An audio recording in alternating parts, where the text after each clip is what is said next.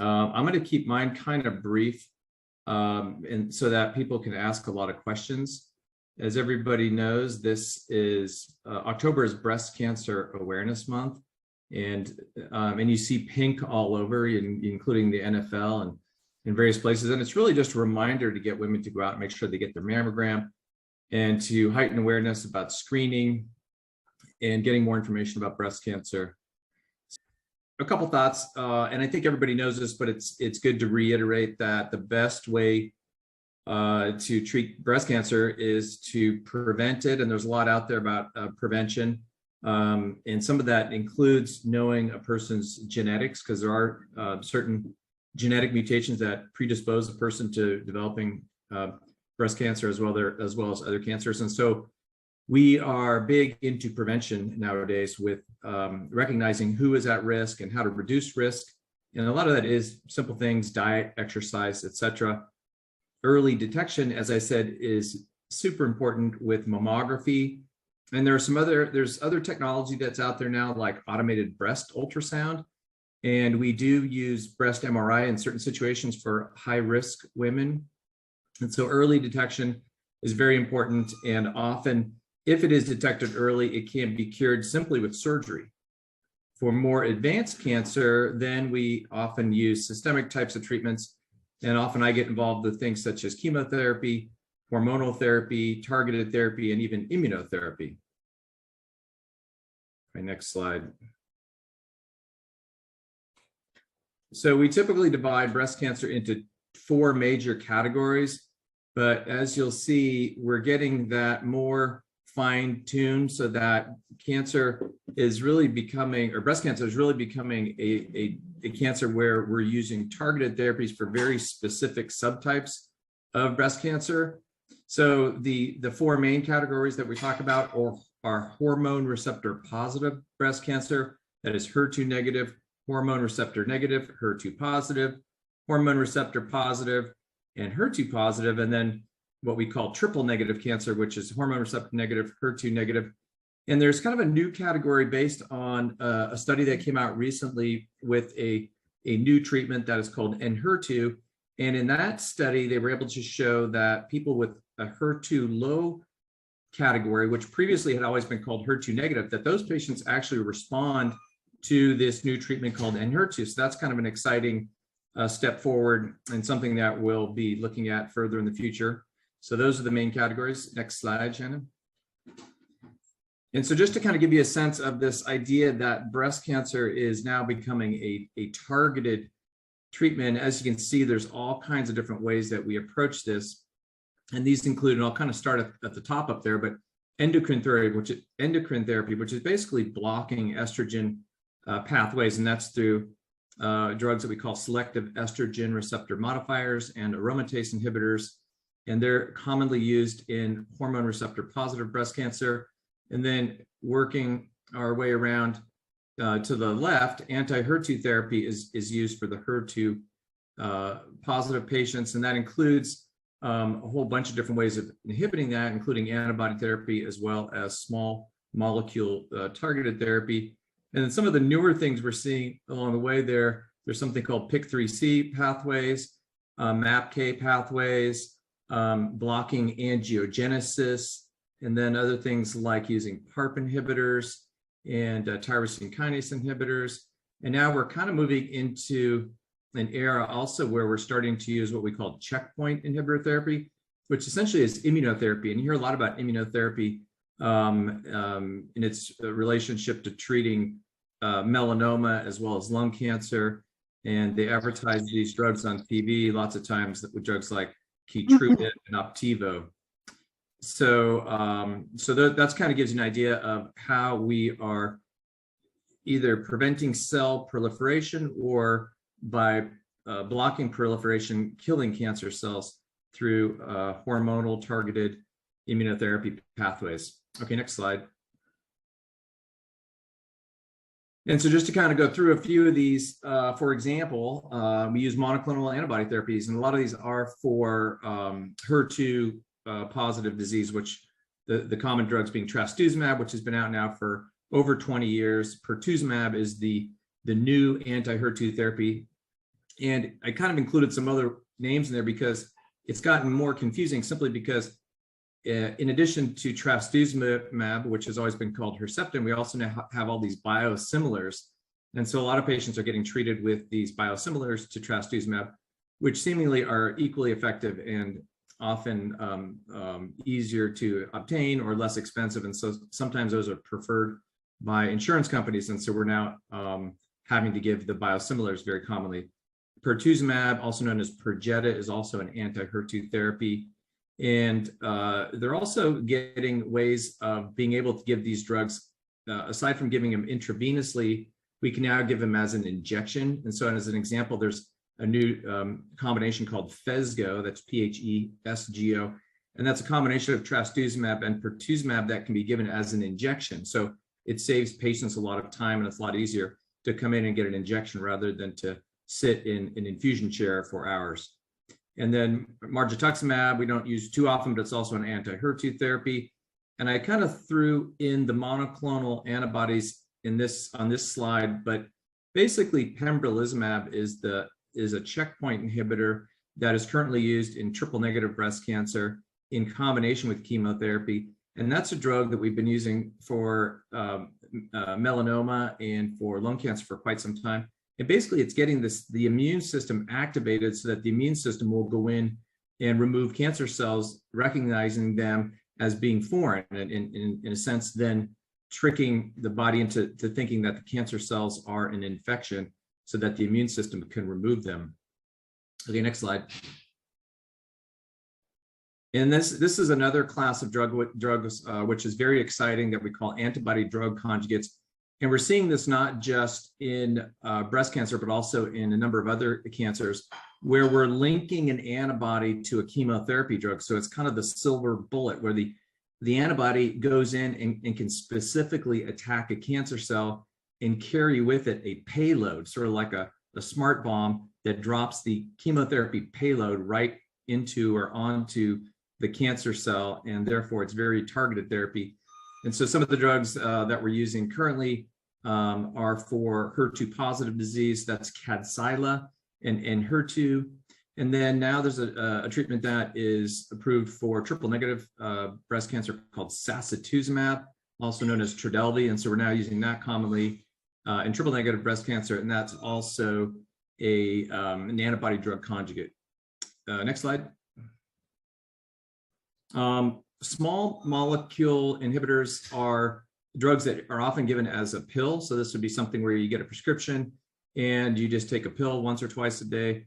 And these are under the category of tyrosine kinase inhibitors. So they're inhibiting enzymes that are pathways that have to do with cell metabolism. And so in the anti-HER2 therapy category, we have lapatinib, neratinib, and tucatinib, also known as Tykerb, Nerlynx, and Tukysa. And so we're commonly using these drugs either by themselves or in combination with other anti-HER2 therapy or chemotherapy drugs. And then we're also now using and seeing more evidence of using what's called PARP inhibitors.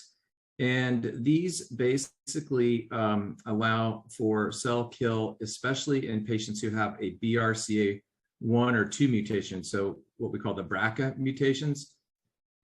These drugs are being used commonly in not just in breast cancer, but more commonly also in ovarian cancer and other types of cancers, including prostate cancer.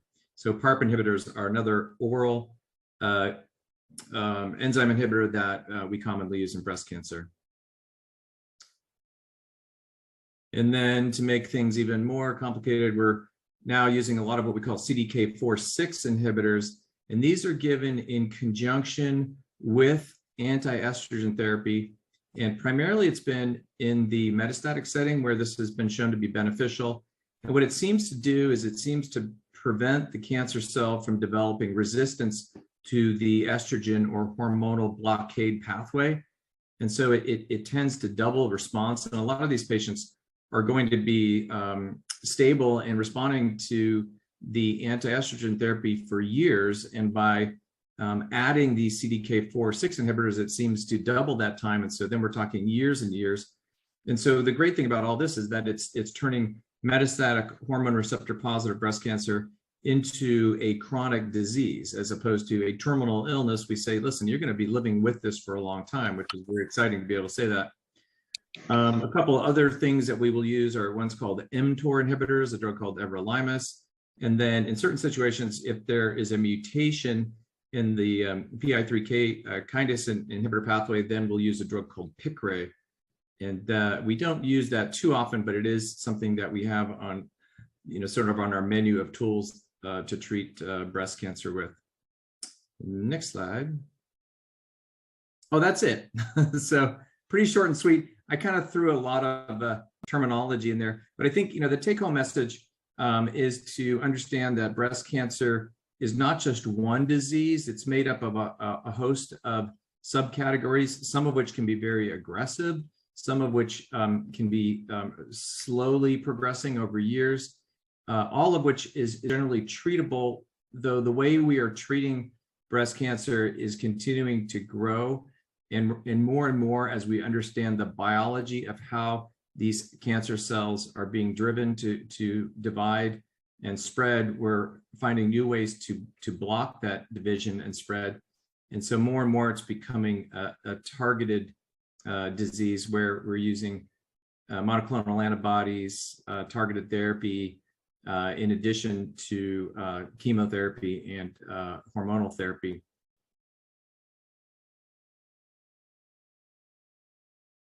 So, like you said, I'm a physical therapist. I got certified in lymphedema probably, like 7 years ago. I got certified wound specialist like 6 years ago, and then I just became a clinical specialist in oncology just like 3 years ago.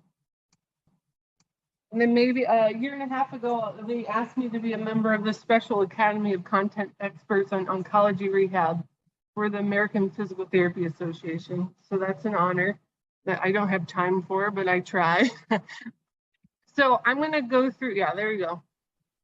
So I actually learned these stats. I think they're up to date. I was actually really shocked I didn't even think this was accurate, but 1 in 3 women, 1 in 2 men will get cancer in their lifetime.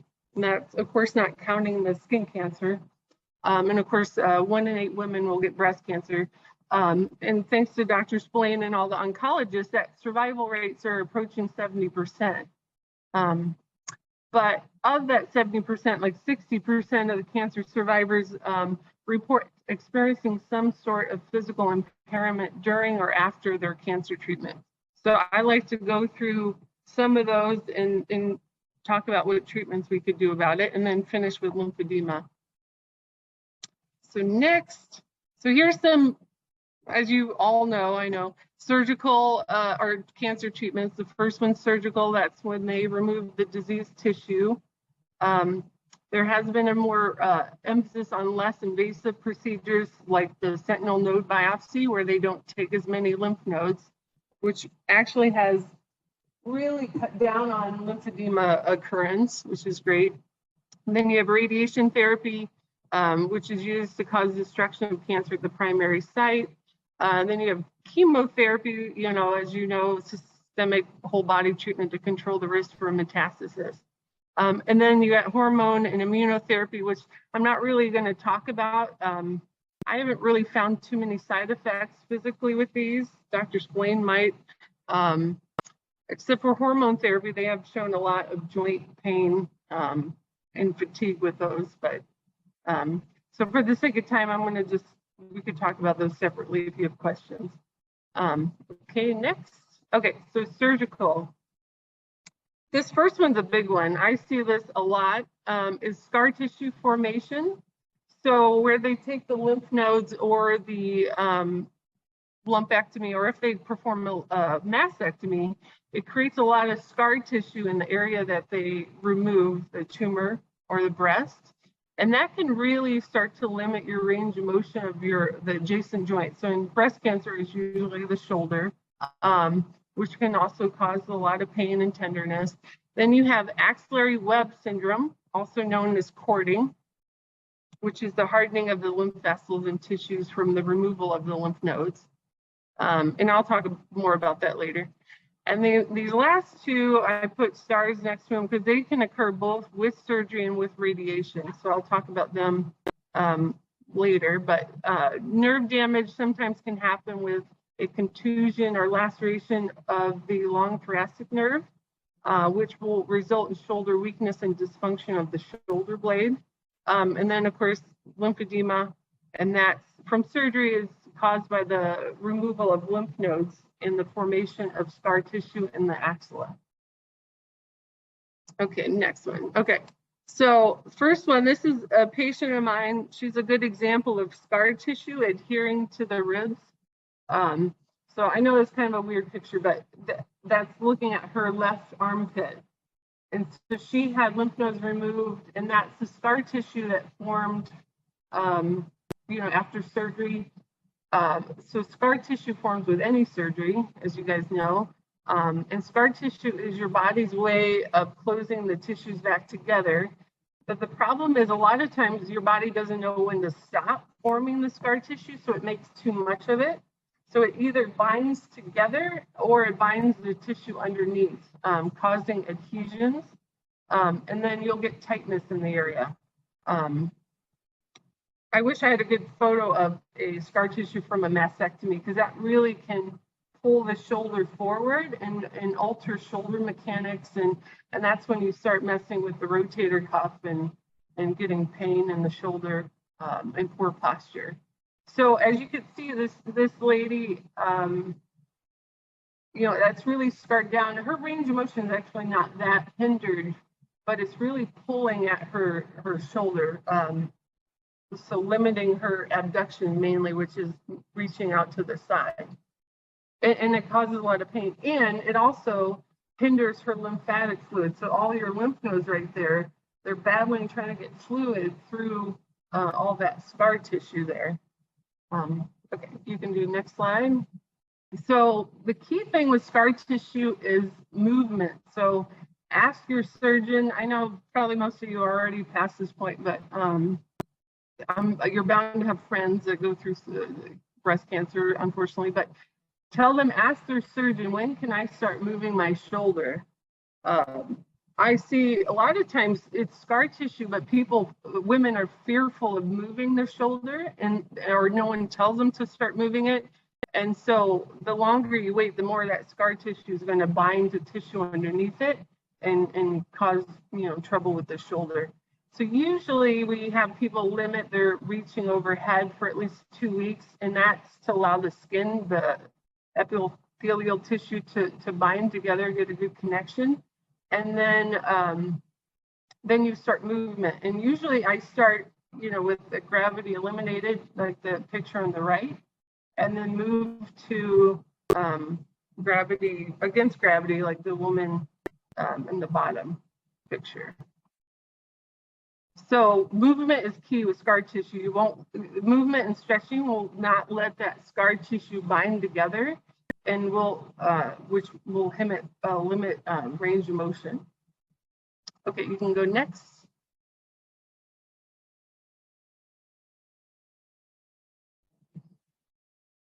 All right, cording, also known as axillary web. Cording is actually its nickname.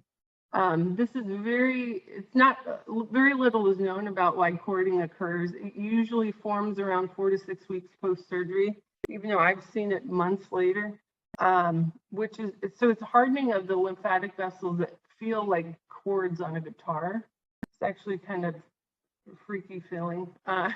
But the treatment's pretty much like scar tissue. So you want to stretch out those cords, and they will eventually, they'll pop. They'll actually make an audible pop, which makes me jump every single time when I hear it.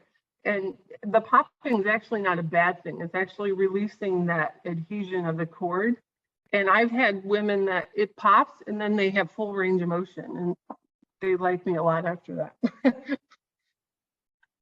All right, next slide.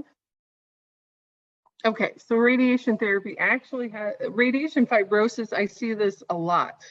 This is actually a pretty, and this goes on for a long time. Radiation fibrosis, which is hardening of the tissues in the radiated field. So radiation will also will often cause tissue contraction or loss of elasticity of the tissues that were radiated. I put in there specifically the pec major and minor, which are the big muscles of the chest. When they're tight, they'll roll your shoulders forward, which would cause an abnormal use of your shoulder, which then over time can start to cause tears in your rotator cuff. And that also starts to limit your range of motion too, because that tightening of the tissues will pull and kind of affect your posture. And then radiation also will cause lymphedema. That's just through the radiation will damage the lymph vessels and lymph nodes that hinder the drainage of the lymph fluid out of the radiation area. This is not very common, but nerve damage can be caused also by radiation. Same nerve, it's going to be that long thoracic nerve, which is a nerve that innervates the stratus anterior muscle. And when that muscle doesn't work, the shoulder will wing off the rib cage, which I have a nice video later to show you. And that really limits your range of motion. Okay, so this is radiation therapy or fibrosis. So you can see from the photo, everywhere where it's red, those tissues are contracting, and especially the muscles want to contract and pull your shoulders forward. So my goal when I see someone before radiation, which I love, I try to restore the range of motion before radiation starts, and then I try to help them maintain it while they're getting radiated. But of course, we have to, when your skin starts looking like those two ladies, we kind of have to stop, not to tear the skin, because that skin gets pretty fragile. So you can ask your radiation oncologist, whether you could keep stretching or whether you should give those tissues a break. But even if you don't stretch, just watch your posture. I always give people postural exercises and try not to slouch and round your shoulders, because you're just causing those tissues to contract even more. Okay, next. Okay, so this is, so I don't know, see, this is where I would point. There's a nerve that runs between the shoulder blade and those muscles. That's that long thoracic, there you go. That's that long thoracic nerve. Now, this is not very common, but when you see it, it's pretty drastic. That nerve can either get damaged or irritated with surgery or radiation, like I said. And that nerve innervates that muscle that runs along the ribs there. And that muscle is responsible for keeping that shoulder blade on your rib cage and rotates the shoulder blade as you lift your arm.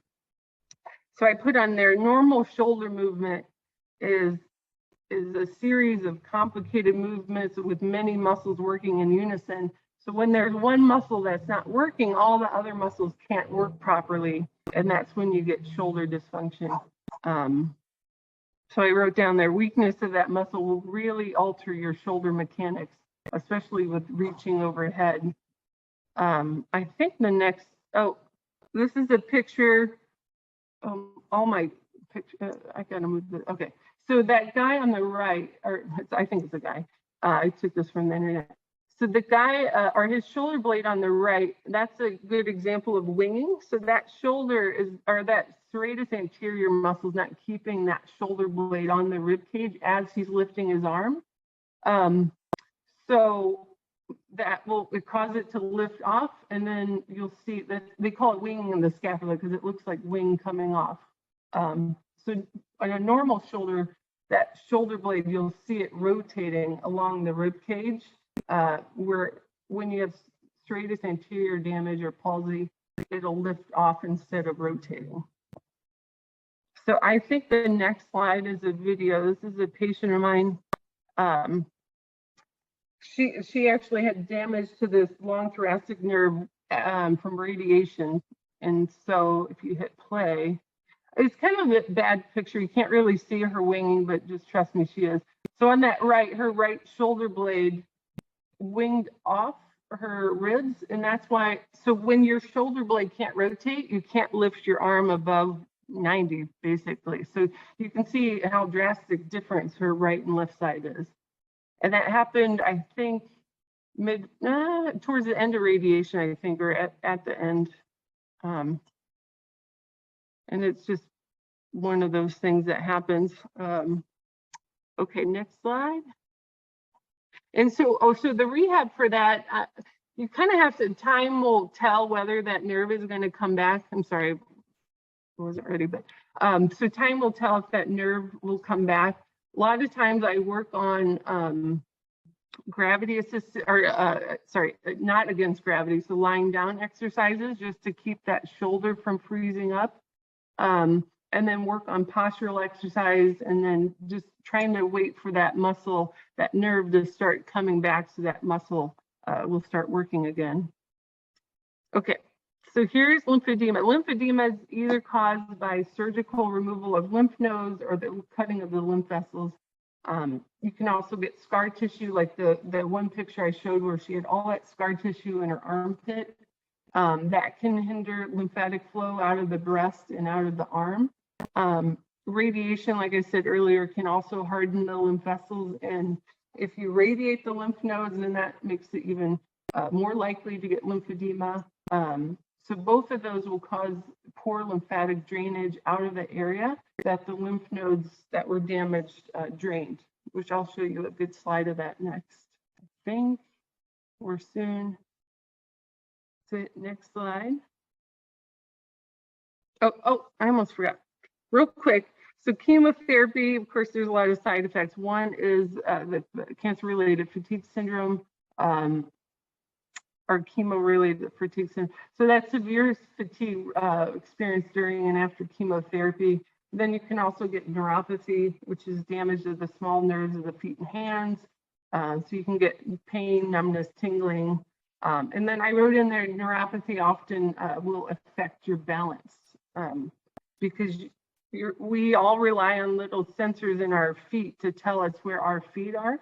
So when you don't have that because your feet are numb, you don't know where your feet are, so you start to trip on things, and it just really starts to affect your balance.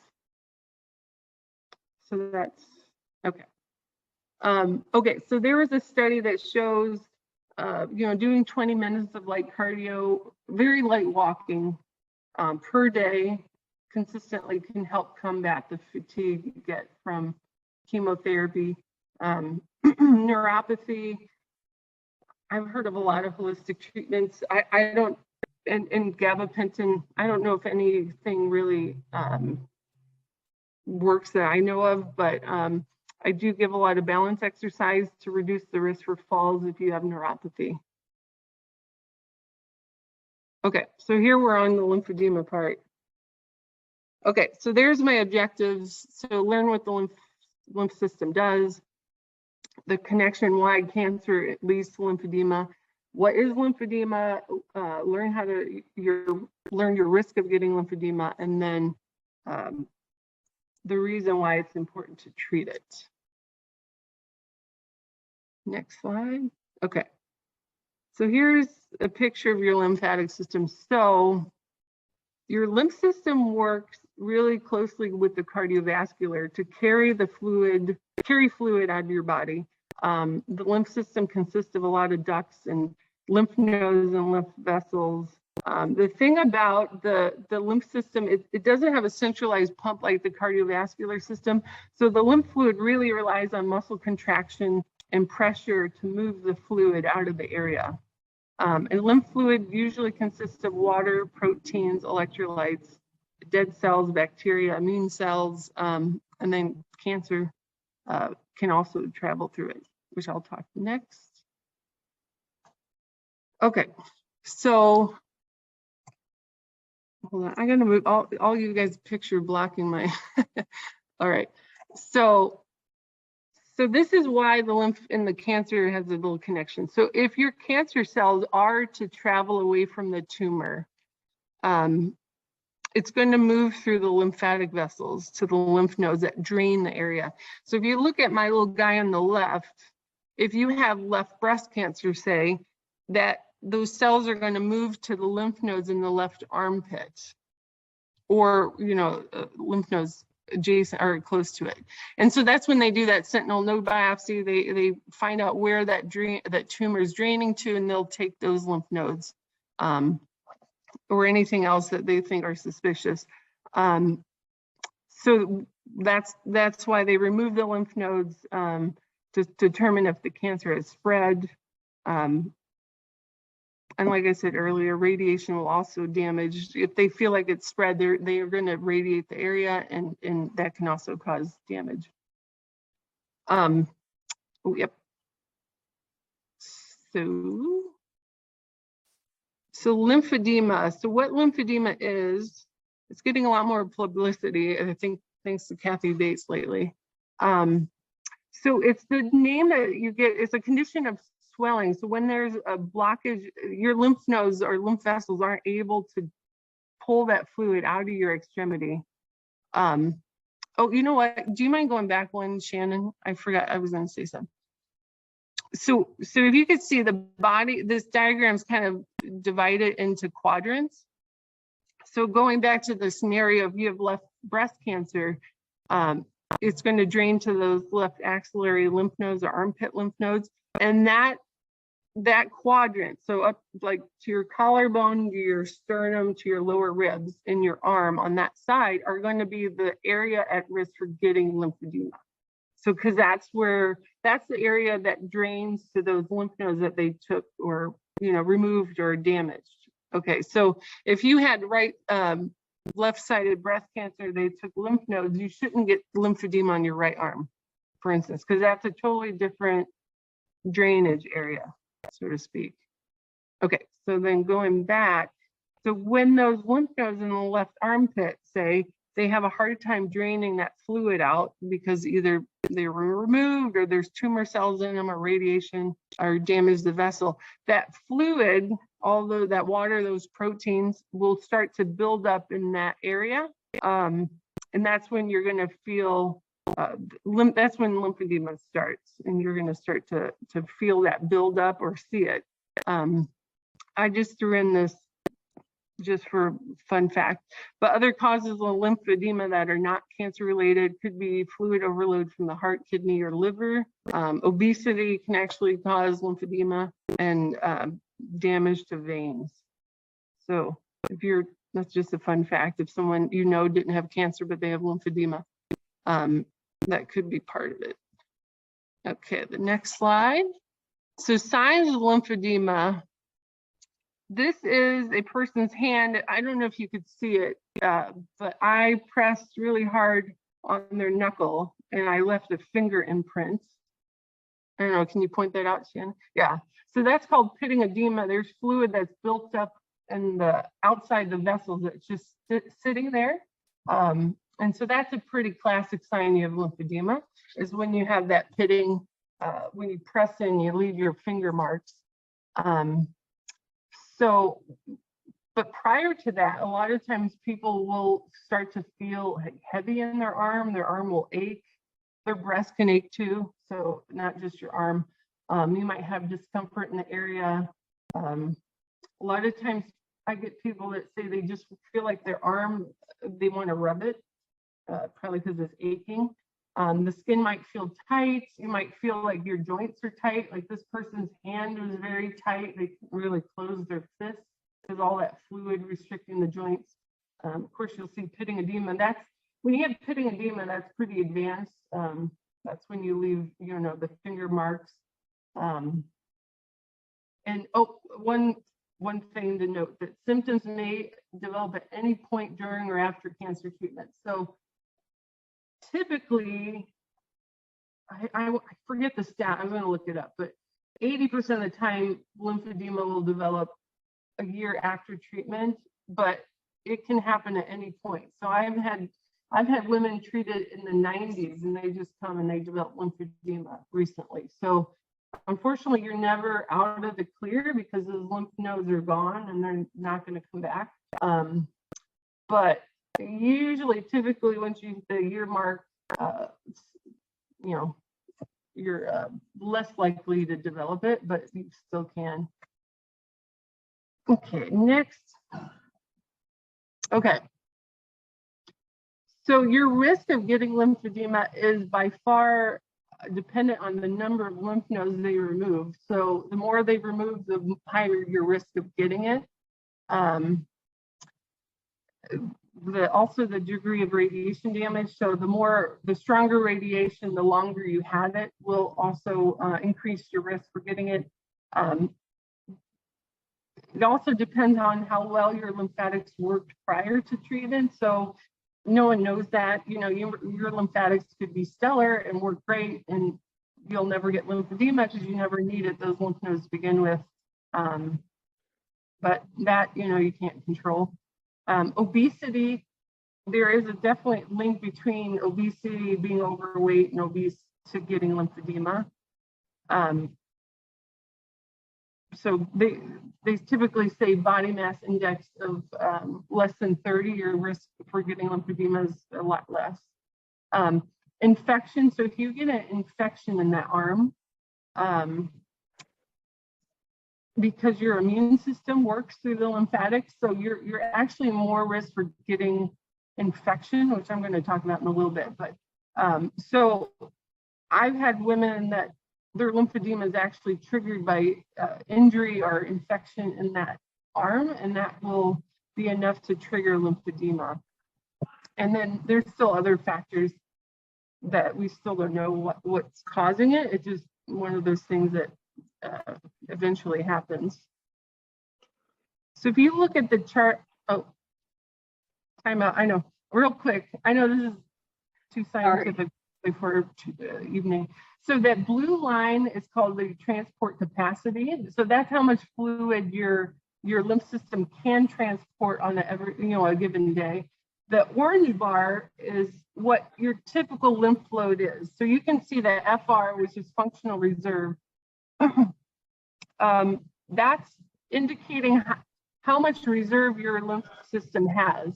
So you can move a lot more fluid than what we normally do on a regular basis. But when you have lymph nodes taken, essentially you take your transport capacity, or that blue line, and bring it down. And so your functional reserve is a lot smaller, meaning any kind of injury to your arm or that area can cause that lymph flow to surpass the capacity. And that's when lymphedema starts to build up in the tissues. Okay, now you can go. Okay, well, this is what I think the flyer said I was talking about, my one slide. Okay, so the importance of early detection and treatment of lymphedema. So this lady, obviously she has right arm lymphedema. You see the enlargement. There's probably a lot of pitting edema. If I squeezed her forearm, my fingers would sink in because there's a lot of fluid sitting in there. So that stagnant fluid, a lot of it's made of proteins. So there's a lot of protein sitting in there. That will actually, that protein will start to harden the tissues of her arm or the leg or wherever the lymphedema is. And that will actually start to lead to permanent change of that tissue. And that stagnant protein will also cause a low level inflammatory process, which would lead to overgrowth of adipose tissue, which we call fibrosis.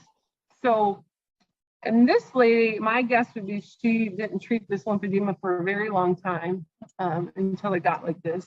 So probably about 50% of her arm, I would guess, is fibrous tissue that we're not going to get rid of, like no compression, we can't really get rid of it other than surgery, to surgically remove it by a very, very trained surgeon, not just any plastic surgeon.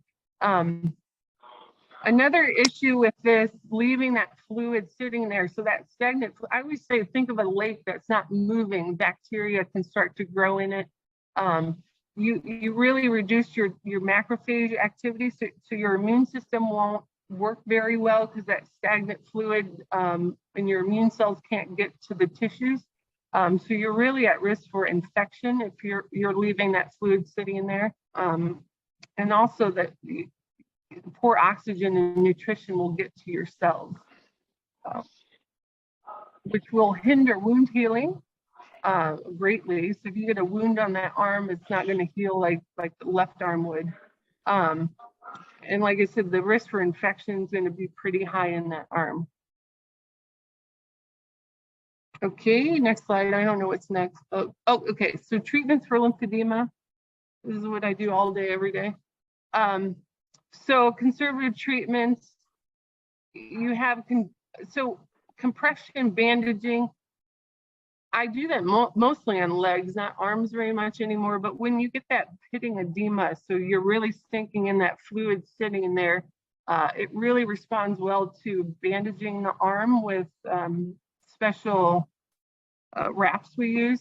There's compression garments, which I have a picture next of. And I do those a lot. You know, I even fit people who are at risk for lymphedema if they travel and are going to work out. I usually advise getting a compression garment for that arm. There's manual lymphatic drainage, which is a special way of trying to drain the fluid to different pathways so it doesn't have to use the damaged lymph nodes. And skincare is very important to keep that skin hydrated and so it doesn't crack and get infections. Exercise is extremely important, staying healthy and active. And then I threw in there surgical treatments. There's lymph node transplants, and then a lymph venous bypass that they're doing. And that is extremely specialized. Only ones I know that do it is down in LA or Stanford. Nobody here does that. So there's the picture on the left is a wrapped arm that I wrapped. So there's somebody that had pitting edema. The right side is a compression sleeve. So that just keeps, so what that's doing is going to keep that circulating fluid into the lymphatics and not let it just sit outside the vessels where it's going to stagnate and form that fibrosis. Next slide, manual lymphatic drainage. So it's a, like I said, manual technique to help increase lymph flow out of the area of congestion. So you can either do it by a trained person or I teach pretty much everyone I see how to do it on themselves. And then one last slide. There's also compression pumps that you can kind of just relax and watch TV, and that helps try to push that fluid out of the affected extremity into the trunk where it needs to go. That's it, I think.